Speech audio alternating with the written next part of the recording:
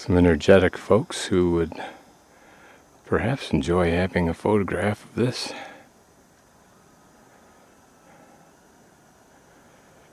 I wonder if they're going to climb to the top of that spire.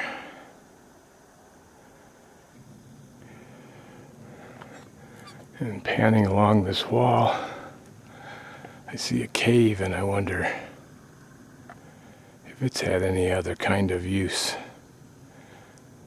besides just an opening.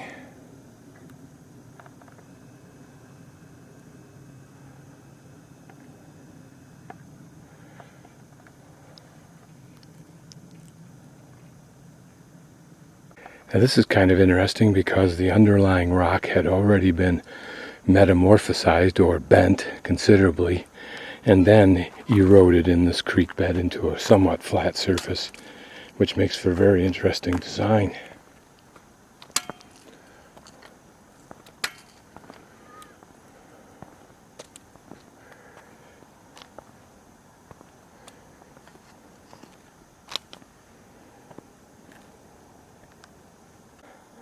And down at the bottom of Park Avenue is Courthouse Rock.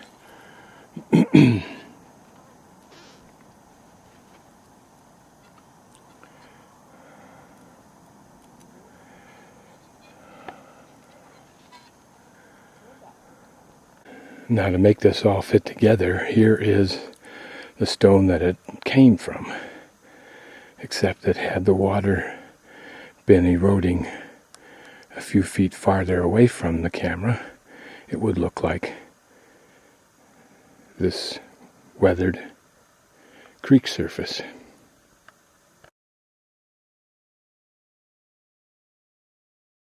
Having a little more energy than I thought I would come back to this side canyon and explore it.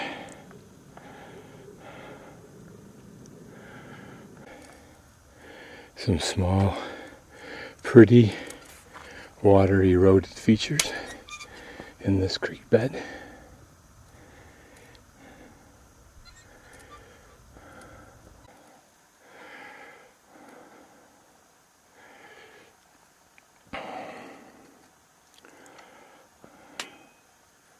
It's interesting to notice that this lower formation of stone is weaker, crumbly, breaks off in chunks, whereas the sandstone above it, which is probably more cohesive as a stone, weathers away in beautiful curves.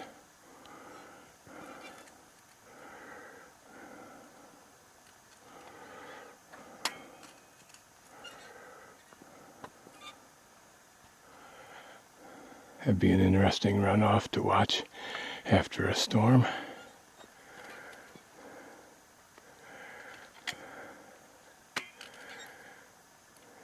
Just looking back down canyon. Now I'll continue here. I'll go back a little bit and then continue to the left there up the main canyon. Look at this dead remains of a old tree. I wonder how old it is or was.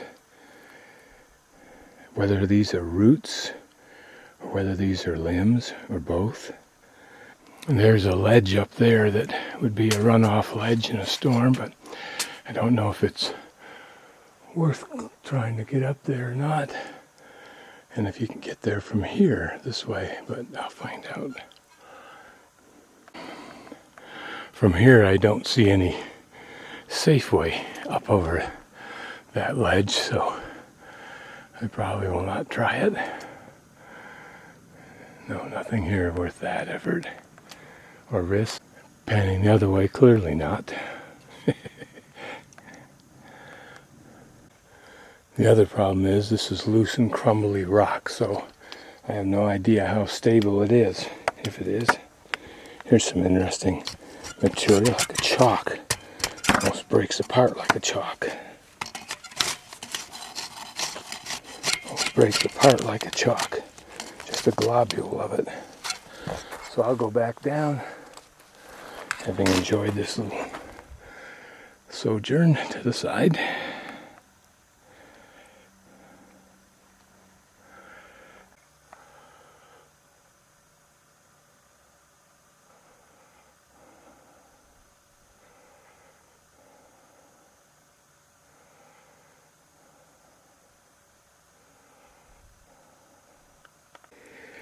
This is a delicate, looks like a purple flower, very, very small.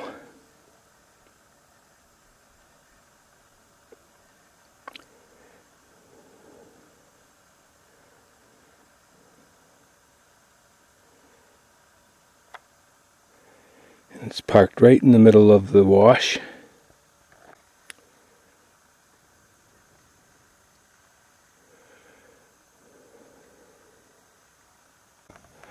Here you get an idea of the different angles that these sand dunes were formed at relative to each other. Not to mention the different character of, or attributes of, the different sandstones that resulted.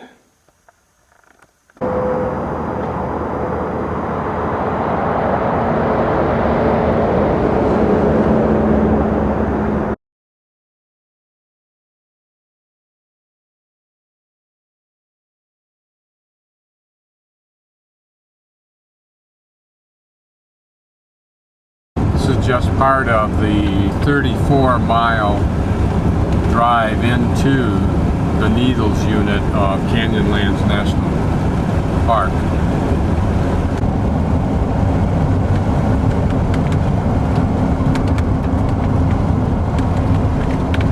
Pretty drive, particularly with the fall colors.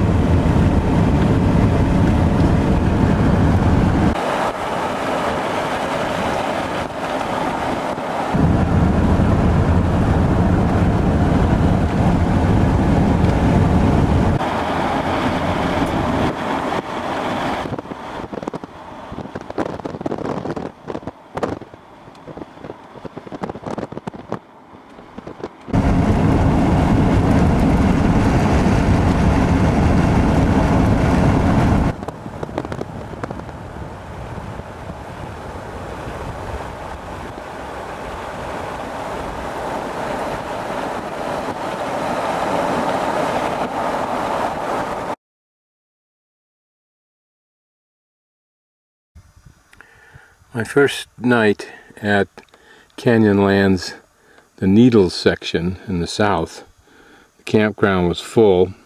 There's only 26 spaces. But it's very convenient to park about 4 or 5 miles outside of the park, which isn't that far away from the visitor center. And this is what my view is from my little van. I would prefer to park here than in any campground.